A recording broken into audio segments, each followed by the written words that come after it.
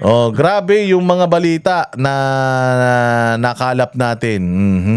Grabe ang mga reaksyon. Ito, unbothered ang pamilya. Ang mabibigat na paratang sa kanya ng kanyang kapatid, business as usual, si Pangulong Bongbong Marcos. Nagpunta siya sa PhilSports Arena sa Pasig City kung saan nagawa pa niyang magbiro. Nagbabalik si Maricel Halili. Oh, unbothered. Baliwala sa kanila yan. Sabi ko nga sa inyo, ang adik ganyan, walang pakiyan. Kahit na pagbulungan mo, putangin na adik yan. Oh. Lumabas ng bayan, tangin na adik. Oh, tinan mo, puting na naman siya. Hindi nila alam yan. Sabi ko nga sa inyo, yung adik, di nga nila alam na mukha na silang gago. Yung adik, may sarili na silang mundo. Sa mundo nila, yung ginagawa nila cool. Yung ginagawa nila, wow, bastig. Pag tumingin sila sa salamin, puging-pugi sila kahit na lubog na yung mga pisngi nila. Ganyan yung mga adik. So talagang the fact na unbothered ka, the fact na lahat ng mga lumalabas na ito, wala kang reaksyon, putyang ina, matindi na tama mo sa utak. Oo, sabog na sabog ka talaga, hay na hay ka. Sinimula ni Pangulong Bongbong Marcos ang araw sa Malacanang kung saan pinangunahan niya ang panunumpa ni Ralph Recto bilang Executive Secretary kapalit ni Lucas Bersamin at gayon din ni Finance Secretary Frederick Go. Mula palasyo, dumiretso ito sa PhilSports. Tanginang sasaya, oh. Oh, sabi ni Amy, mga adik daw kayo. Ako hindi ako naniniwala. Hindi ako naniniwala adik to mga to. Oo, baka ano lang, baka wala lang tulog, pero hindi mga adik to. Complex sa Pasig, kasama ang asawang si First Lady Liza at anak na si Vincent para pangunahan ang pagbubukas ng mas pinagandang pasilidad para sa mga atleta na proyekto ng First Lady. Unang binisita ni PBBM ang bagong gym. Sa kabila ng mabibigat na pinapasa ng... Ayan, oh, putang inang umiwi. Gumano, no? Pucha, no? Sabi ko nga itong barbell na to parang ekonomiya lang ng Pilipinas. Hindi niya kayang buhatin. Hindi niya kayang iangat. Oo, yan binubuhat niya yan. Yan yung bayang Pilipinas. Pinipilit niyang buhatin pero hindi niya mabuhat. Oo, kasi mahinang nila lang. Pangulo, nagawa pa niyang magbiro at magbuhat ng barbell. Sinilip din ng First Family ang dormitoryo para sa mga atleta at para-athlete.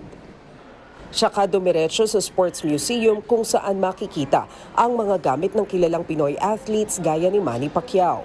We had something like this before, but I have to say it wasn't this nice, even at that time. So, well done. Wow, ah. So magaling ka. It wasn't this nice. Ulul.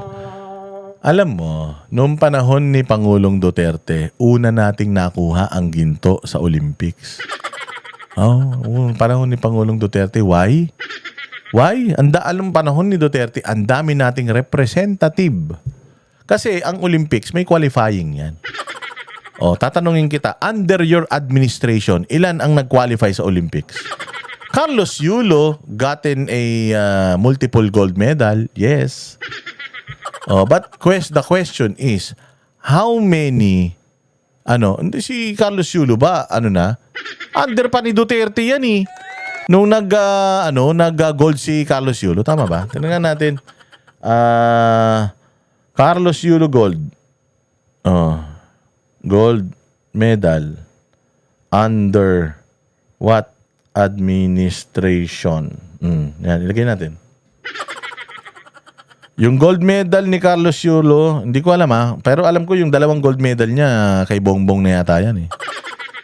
2019. Gold medal in 2019. At that time, the Philippines was under the administration of Rodrigo Duterte. This is according to this is according to... So, nung panahon ni Pangulong Duterte, si Carlos Yulo at saka yan sino yun, yung babae, yung nagbubuhat ng barbell. Nakakuha yan ng ginto. At saka nung mga panahon na yan, napakadami ng mga nag-qualify na mga Pilipino sa Olympics. Ngayon, ilan na lang yung Filipino na nagka-qualify sa Olympics? Wala na halos. Sasabihin mo, mas maganda yung sports program mo. Adik ka nga eh. Sabi nga ni Amy, adik ka daw. Paano naging maganda yung lahat na lang, tinan mo, ganyan ang adik. Sabi ko nga sa inyo, ganyan ang adik. Siya lang ang pogi. Oo, yung mga ganyan, mga sabog. Oo, walang ibang magaling, siya lang. Sabi ko sa inyo, tanongin mo si Bongbong kung kung napakaganda ng Pilipinas, sasabihin niyo, mas maganda pa tayo sa Switzerland. Ganun ang sasabihin niyan kasi nga, sabog. Madam First Lady. Dagdag pa ng Pangulo, importanteng pagtuunan ng sports dahil malaki rin ang nagagawa nito para magkabati-bati ang magkakaaway. Because walang Pilipino na hindi kakampi sa Olympian natin o sa athlete natin na lumalaban. So kahit hindi kayo magkasundo, yun na nga, hindi ba balitang-balita si Manny Pacquiao pag lumalaban doon sa Mindanao, ceasefire. Dahil manunood muna sila ng laban ni Manny Pacquiao. Walang tumawa. Corny mo. Same thing with you, Hideling, ganun din. Kasama rin sa event na ito ang mga kilalang atleta na sina Akiko Thompson at Heidelin Diaz. Present din ang mga Paralympics. Hindi lang ito yung support system na kailangan ng atleta. But yun nga, yung kailangan ng atleta talaga is support from government para mas sustainable din ang maging journey ng isang atleta pa. Well, again, if this is not for optics, it's good kasi I am also an athlete. At matagal na rin nating advokasya yung mag-focus talaga tayo. Magagaling ang mga Pilipino. Meron kasing mga sports na hindi kailangan matangkad ka. Kung dapat yung yung sistema natin sa sports, hindi tayo dun sumasali or hindi tayo nagbubuhos ng pondo sa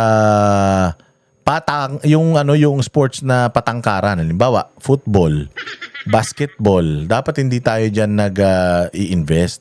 Mag-invest tayo dun sa pati yung swimming, hindi yan para sa atin kasi ang haba si Michael Phelps, 6'5" yata. Pag sumagwan ng isa yun, putya, layo ng agwat kagad sa'yo. So, doon tayo mag-invest sa, halimbawa, chess, billiards, bowling, yung hindi kailangan matangkad ka. Boxing, kasi may weight yan.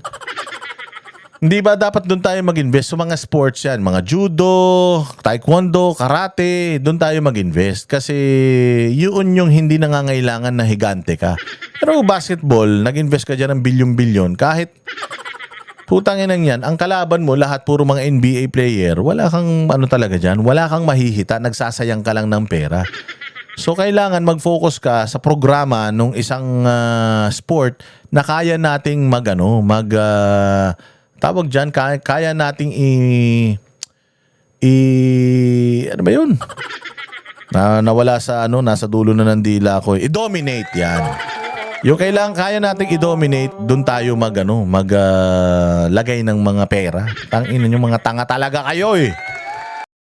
Kami ang boses ng masa, hindi natatakot. Katotohanan lang, di kami nalulunod. Walang bahid ng sismis, lahat ay totoo. Kahit sino ka pa, pag mali ka babanatan ka. Walang pinipili kulay, wala kaming kinikilingan. Basta para sa bayan, kami lalaban. Pag tama palakpakan, pag mali banatan. Di matitinag, di matatakot, para sa bayan tuloy ang sigaw. Sa harap ng kamera, walang halong takot. Mga baluktot, lahat kayo'y tutumba. Ang hustisya at totoo, yun lang ang mahalaga.